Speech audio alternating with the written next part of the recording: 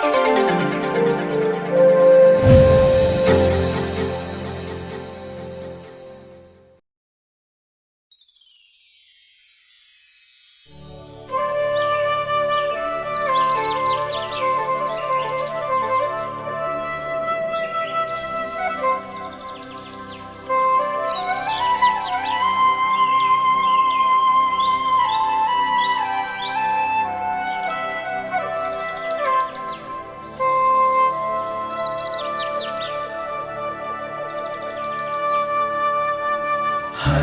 घर में ईश वचन, सत्य वचन, जीवन वचन।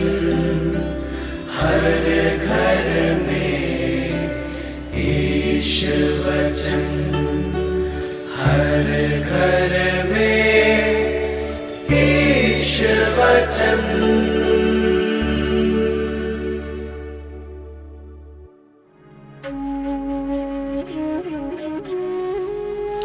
प्रभु आप लोगों के साथ हो और आपकी आत्मा के साथ। संत यूहन्ना के अनुसार पवित्र सुसमाचार। हे प्रभु तेरी महिमा हो। ईसा जैतून पहाड़ गए। वे बड़े सवेरे फिर मंदिर आए। सारी जनता उनके पास इकट्ठी हो गई थी और वे बैठकर लोगों को शिक्षा दे रहे थे।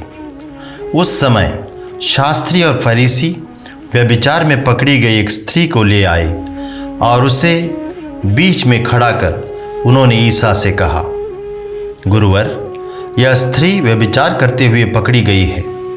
संहिता में मूसा ने हमें ऐसी स्त्रियों को पत्थरों से मार डालने का आदेश दिया है। आप इसके विषय में क्या कहते हैं? उन्होंने ईसा की परीक्षा लेते हुए यह कहा, जिससे उन्हें उन पर दोष लगाने का कोई आधार मिले। ईसा झुककर उंगली से भूमि पर लिखते रहे। जब वे उनसे उत्तर देने के लिए आग्रह करते रहे तो ईसा ने सिर उठाकर उनसे कहा, तुम में जो निष्पाप हो वह इसे सबसे पहले पत्थर मारे। और वे झुककर भूमि पर लिखने लगे। यह सुनकर बड़ों से लेकर छोटों तक सबके सब एक एक कर खिसक गए। ईसा अकेले रह गए और वह स्त्री सामने खड़ी रही। तब ईसा ने सिर उठाकर उससे कहा, नारी, वे लोग कहाँ हैं? क्या एक ने भी तुम्हें दंड नहीं दिया? उसने उत्तर दिया, महोदय, एक ने भी नहीं। इस पर ईसा ने उससे कहा, मैं भी तुम्हें दंड नहीं दूंगा। जाओ और अब से फिर पाप नहीं करना। प्रभु का सुसमाचार। हे क्रिस्त, तेरी स्तुति हो। प्यारे मित्रों, दया और सच्चाई, न्याय और शांति एक दूसरे से मिल गए। श्रोत ग्रंथ का यह कथन आज के सुसमाचार में सजीव सा लगता है। पहले पाठ में ईश्वरीय दया का अनुभव सुसन्ना को प्राप्त हुआ। एक निर्दोष महिला की जीवन रक्षा हुई। आज के सुसमाचार में प्रभु यीशु पापिन स्त्री के पापों को क्षमा कर नया जीवन प्रदान करते हैं। मूसा की संहिता के अनुसार किसी भी व्यभिचारी स्त्री को पकड़े जाने पर पत्थरों द्वारा मार डालने का आदेश था।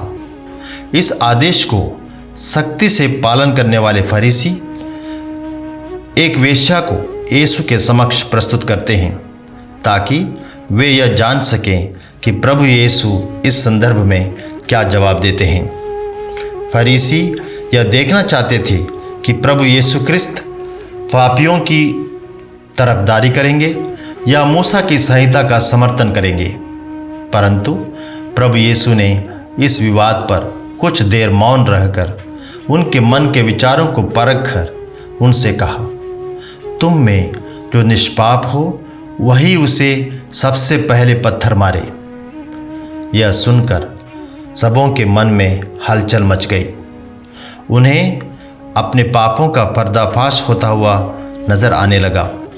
अतः वे एक एक करके वहाँ से चुपचाप गायब हो गए। प्रभु यीशु ने भी उस स्त्री को पुनः पाप न करने का आदेश देकर उसके पापों को क्षमा कर दिया। प्रभु यीशु समस्त मानव जाति को पाप के बंधनों से छुड़ाने के लिए ही इस संसार में आए। उन्होंने कहा है, मैं धर्मियों को नहीं पापियों को बुलाने आया हूँ। हम लोग अपने दैनिक जीवन में जाने अनजाने अनेकों पाप कर बैठते हैं, किंतु यदि हम सच्चे हृदय से प्रभु से दया याचना करते हैं तो वे हमारी प्रार्थना को कभी अनसुनी नहीं करते हैं। दुनिया में ऐसा कोई भी पाप नहीं है जो पश्चाताप करके मन फिरा ले तो उसे ईश्वरीय कृपा प्राप्त ना हो। अतः ईश्वरीय कृपा की राह में पश्चाताप प्रथम सीढ़ी है।